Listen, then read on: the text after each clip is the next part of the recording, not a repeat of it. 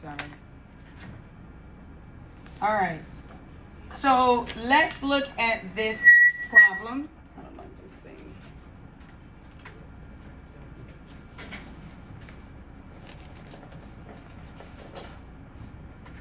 Can you stop it? All right. So what we are doing is we are solving a quadratic function, and then after we solve it, we're going to look at the key features, right? But here's the key thing that you have to remember. They're going to give you questions where it's not in standard form. So the first thing you got to do is put it in standard form. So what is standard form? Standard form is what? Y equals ax squared plus bx plus c. So what is my a right now? It is 1, right? Because it's the coefficient of x squared, right? So my a is 1, but I need these other things to be on this side. Are y'all with me? How do I get these things on this side? That's just regular, what we always do all the time with moving things around, right? Literal equations. So I'm going to draw my squiggly. And my goal is to get this over here. So what do? I am going to subtract what? 15, right? Because I want this side to be empty. Because remember, what do we normally replace y with when we're solving a quadratic function? 0. So I want nothing on this side, right? So I'm going to subtract 15, subtract 15. What do we have? Negative 2x equals 1x squared minus 15. Y'all with me? And then I still got to get rid of what? The negative 2x. How am I going to do that? Adding. I'm going to add 2x to both sides. Now, can I combine 2x to either one of these terms? No, because they're not like terms. They don't have the same variable and exponent, so I can't. So these cancel out, but it does leave me what I want, which is 0 on this side. And then it's going to be 1x squared plus 2x, I'm writing it in standard form, minus 15. Now it's in standard form. Is everybody with me? Yes? All right. Now what can I do that is in standard form? I can do what I plan to do. To solve this problem, I need to use factoring, right? Or for some people, they use the quadratic formula. Are y'all with me? But either way, whatever I decide to do, I need this in standard form so I can identify the A, B, and the C. You cannot pull critical content. Critical.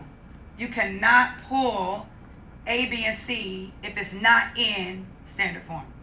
Are y'all with me? Yes. All right. So let's find our A, B, and C. What's my A? 1. What's my 1x or 1? What's my B? 2. What's my C? Negative 15. Now, whatever method you chose to use, that's up to you. But I'm going to use factoring. So what am I going to do next if I'm going to factor? I'm going to do A times C. And what does A times C give me? Negative 15. And that's going to help me find my D and my E. Now, what am I thinking of? Two numbers that multiply to give me negative 15, but add to give me 2. So let's think about the multiples of 15. What are the multiples of 15? 1 and 15, 3 and 5, right? If I add 1 and 15, I get 16. If I subtract these two, I get 14. I don't want that. If I add 3 and 5, I get 8. If I subtract 3 and 5, I get 2. I want 2. Now, do I want a positive 2 or a negative 2? So that means the bigger number needs to be positive. So I'm going to have a positive 5 and a what? Negative 3. These are my D and E. These are my 2 that are going to replace the positive 2 that we have in standard form. Are y'all with me? So do I now have my 4 terms? Yes. So now I'm going to do my Punnett square.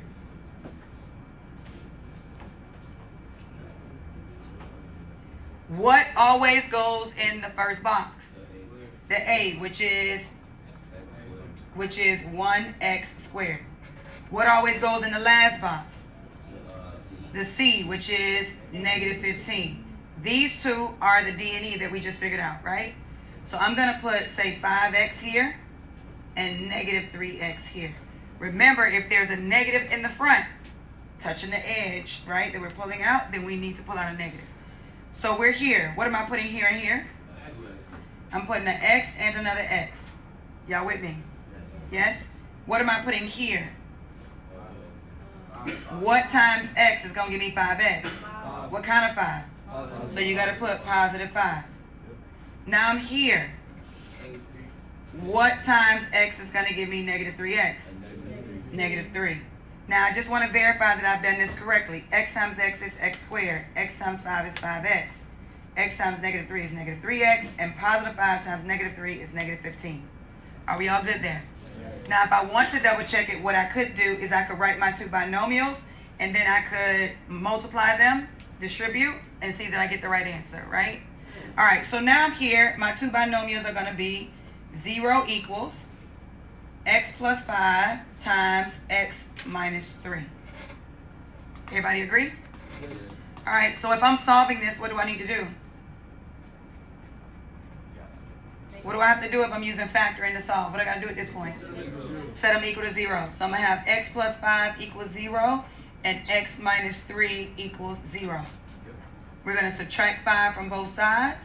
Those cancel out. X equals negative 5.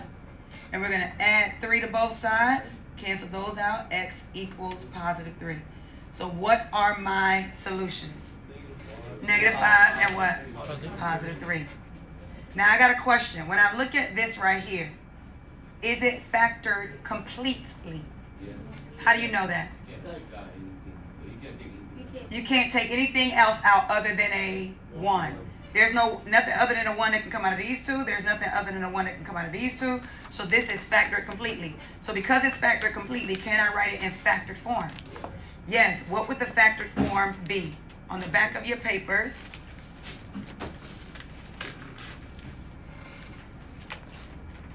what would our factored form then be? Y equals 1, because that's my A. X plus 5. Remember, it's right here, right? And X what? Minus 3. Minus 3, right? Are y'all following? Yes? Now, from factor form, we could have saw our solution. We could have just, once it's factored completely, we could have just took the opposite of this, which would have been negative 5, and the opposite of this, which would have been positive 3. Those are our solutions. Are y'all following? Any questions on the factor form? No. All right, so I'm going to go back to my concavity over here. Not concavity, to my solutions. Down here where it says part D solutions, what are my solutions? My solutions are x equals negative 5 and x equals what? Positive 3. How many solutions do we have? 2. So we're good on that part. Can you tell me about the y-intercept? We should be able to see the y-intercept when it's in standard form. What is our y-intercept? It is our c. What is our c? Negative 15. So we're going to put negative 15 here. Right? If I write that as an ordered pair, what is the ordered pair? 0, negative 15. Are y'all following? Yes? What about my shift? How do I determine my shift? What do I have to do? So if there is a B, that means there is a shift, right? Do we have a B? Yes, so we know it shifted. Now, which way it shifted depends on A times B, right? If A times B is positive, it shifted to the left. If A times B is negative, it shifted to the right. So our A is positive 1. Our B is positive 2. What is positive times a positive? We're going to give us a positive. So which way did this shift? Left. So our shift was to the left. Is everybody following? Yes? All right, now let's talk about our concavity. Does this thing concave up or concave down? How we know it's up? Because our A is positive, so it concaves up. Do we have a max or do we have a min? Ooh. If it concaves up, then what do we have? We have a min. If it concaves up. Maximum. No. If up, it's B. If it's that, it's minimum. But If it concaves up, then I have a minimum. yeah. Right? You got a lowest point. You don't have a highest point because if it concaves up, it keeps going up. So there's no maximum, right? There is a minimum though. If it concaves down, it keeps going down. So there's no minimum. But there is a what? Maximum, right? So it's kind of like opposite a little bit. So looking at what we have, if we know that it concaves up, then that means we have not a stretch. If it concaves up, do we have a maximum or a minimum? We have a minimum, right? Now let's talk about stretch and compress. Stretch means that A is greater than 1. Compress means that A is between 0 and 1, so it's a fraction. Which one is this? What is your A? So is 1 less than 1? No. So is it compressed, stretched, or neither? It's neither. It's neither one of these, right? It's not stretched or compressed. It is neither. Are y'all with me? Yes. All right. So we understand our concavity is up because our A is positive and it has a minimum. It is not stretched or compressed. It is neither. It shifts to the left because A times B was positive. Our y-intercept is negative 15 because that was our C. And our solutions are negative 5 and positive 3. Are there any questions about that? Are we all good on that? Yes, great. Now we got to do our vertex. Now, where does a vertex fall in relation to your solutions? If you got 2 points on the x-axis, we got negative 5. We got negative 5 and positive 3. Where's the vertex going to be? It's going to be in the middle on that axis of symmetry, right? So how do I find that? It's going to be right in the middle. If we want to find the middle of something, what do we divide it by? 2. So let's do this. Grab your calculators real quick. I want you to do this for me in your calculator. What was our first x-intercept? So let's put negative 5. Then we're going to put plus. What is our other x-intercept? 3. So put 3. Equals. What do we get? Negative 2. That's the distance, right? So now we're going to do what? We're going to divide that by 2. Divide it by 2. What do we get? So guess what that tells us? Negative 1 is smack dead in the middle of negative 5 and positive 3. Are y'all with me? I can actually prove it to you. Watch this. If I draw a line, if I draw a number line, let's say this is the x-axis, right? If I go negative 5, negative 4, negative 3, negative 2, negative 1, 0, 1, 2, 3, 4, 5, right? Watch this. Where are our x-intercepts? They are on negative 5, and what's the other one?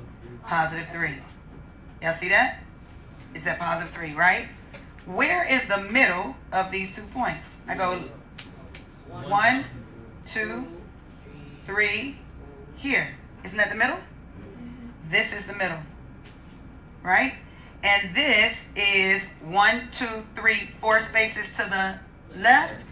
1, 2, 3, 4 spaces to the right. This falls right in the middle. Guess what this is called? This is my axis of symmetry. Are you all following? What's the equation for my axis of symmetry?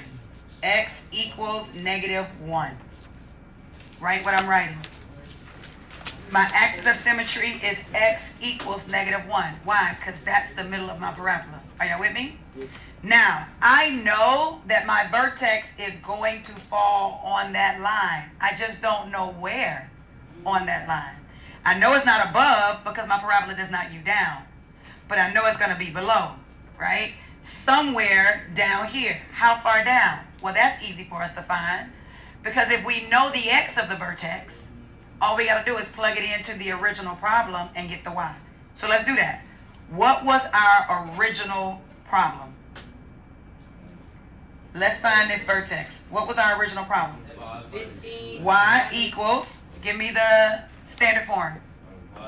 Y equals 2x squared. x squared, 1x squared Plus 2x. plus 2x minus 15. I know that the x of my vertex is negative 1. So let's plug that in. Let's plug that in. What do? I'm going to put y equals, I'm looking for the y when the x is negative 1.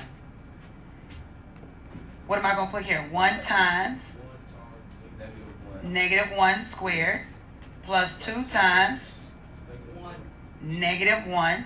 squared. Do we square this? Plus what? Negative 15. Correct? Yes? All right, so now let's go. Y equals. Get your calculators. I need your answers. What are we going to put in here first? Negative 1 times negative 1 or negative 1 squared. What do we get? 1. And 1 times 1 is 1. Now, don't bring no signs down. Let's do this part next. What is this? 2 times negative 1. What do we get? Negative 2. So I'm just going to bring it down. Negative 2. And then we had right here negative 15. Y'all with me? Yes. All right, so my next line going to be y equals. Put in your calculator. Clear it out. Amir, you doing what I'm doing.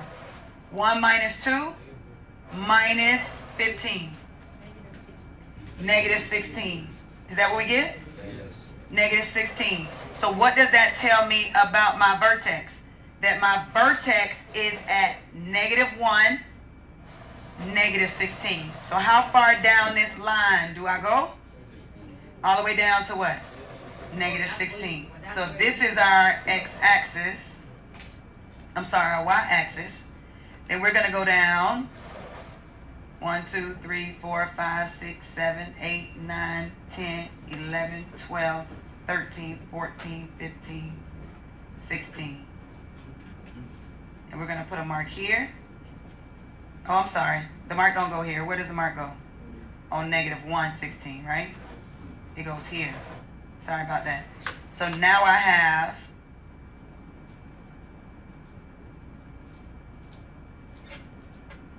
my vertex. My vertex was negative 1, negative 16. Are y'all following? How did we just get the y of the vertex? What did we do? How did we get this negative 16, the y of the vertex? We plugged in what? The x of the vertex, which is the axis of symmetry. Y'all with me? Axis of symmetry and x of the vertex is the same exact thing, right? Now, here's my question. How do we write this then in vertex form? Because what do you need for vertex form? I need my A and I need a vertex, right? I need an A and a vertex. So let's write vertex form. Tell me what vertex form is. Y equals A times minus H whole thing squared plus K. Now let me talk about this for a second. Watch this. H and K are your vertex. What was our vertex? Negative 1, negative 16. That's where that goes. Are y'all following me? What goes right here with the A? The A, which we got was 1, right? So watch what we do. Pay attention. Watch what I'm going to do. I'm going to put Y equals. Do what I'm doing. What am I doing? I'm writing it in vertex form. Y equals. What was our A? 1. So I'm going to put a 1. Open parenthesis. X minus, because that's what the formula calls for. Y'all with me? This minus is not the minus from my vertex. This minus is here because it is part of the formula. Are y'all with me? Now, what is my H? It's negative 1. I'm going to put a parenthesis around it. Negative 1. Are y'all with me? Yes? And then we square plus, what is my K? It is negative 16. Why? Because this is H, comma, K. Are y'all with me? Now let's clean it up. Y equals, Billy, you with me? 1 times X. Before I write anything else, what's going to happen to this double negative? It's going to come what? Positive. So this is positive 1 squared. Now, I don't need to put no plus or negative. Which one going to trump? Negative. So I'm just put minus what? 16. This is now in vertex form. We just wrote it in vertex form. Does that make sense? Yes. Yes? Now, what if somebody just gave you this? Could you tell the vertex from here? Yes. Tell me how you would be able to tell the vertex. Because it says the vertex in here, what do you see in front of this H? Which means we take the opposite, right? So whatever we see here, just like we did with factoring, we take the opposite. Now, what about here? Do I take the opposite here? No, why not? It's not a negative, it's a plus sign, right? So when you look at this, what then is going to be your vertex? Here, which is what? We take the opposite, so it's going to be what? Negative 1. And then here, do we take the opposite? No, so this is going to be what? Negative 16. So it's negative 1 and negative 16. We only take the opposite of what's in the parentheses. Is everybody clear? Any questions on this? Everybody good? All right, y'all ready for your quiz?